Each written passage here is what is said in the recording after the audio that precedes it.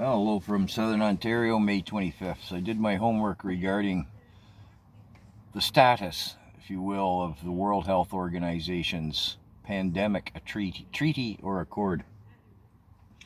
But first, I want to give you a couple of quotes from Dr. Tedros, the head of the World Health Organization.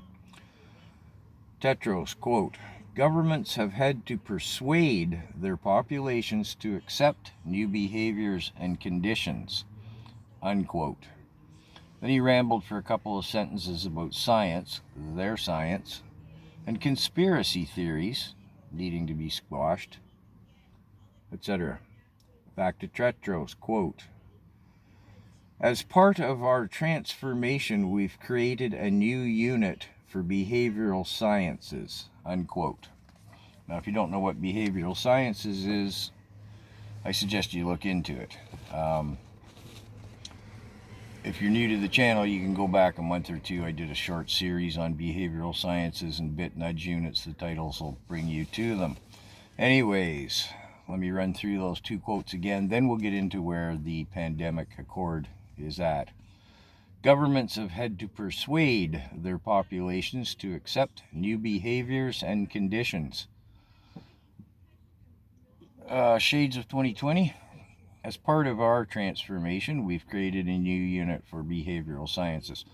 So anyways, last week in Geneva, Switzerland, the World Health Assembly got together, and you may have seen the clips of them all applauding themselves like a bunch of kindergarten students who just got all their little gold stars because they'd voted on the continuance of the pursuit of this pandemic accord. More on that in a moment, where it's at.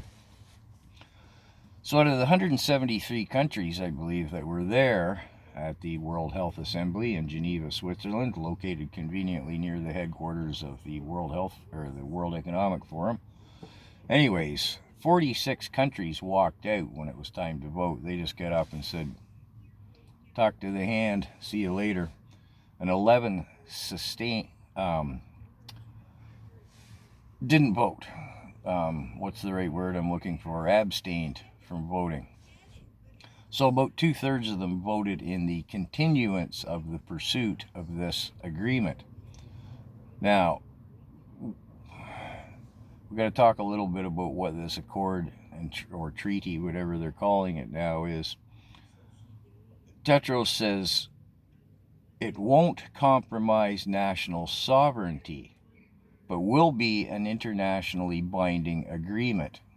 Now, I haven't read the accord in about a year, so I don't know what amendments have been made, but there was a line in there that said any country who, I'll say, signed on to the accord, we'll come to that again in a moment,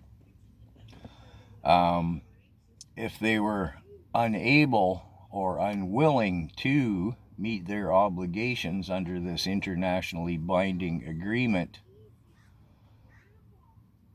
how did they word it?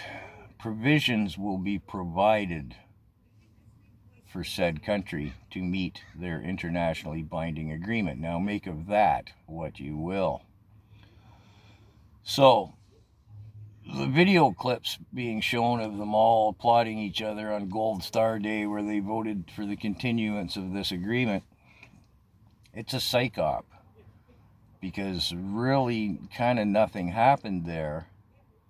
It'll be about a year or more from now, according to James Roguski, the authority upon this whole agreement, before it comes to an actual vote. So what they're doing there is it's making it look like it passed, and then we're not going to perceive any change for like a year or more, because there won't be. We'll assume it has passed, when in fact it has not. So that's the status of it all. And I'm just going to repeat Tedros here in the way of summation. Governments have had to persuade their populations to accept new behaviors and conditions. Canada got its first behavioral insight team, bit nudge unit, in 2019. Wasn't that handy? As part of our transformation, we've created a new unit for behavioral sciences.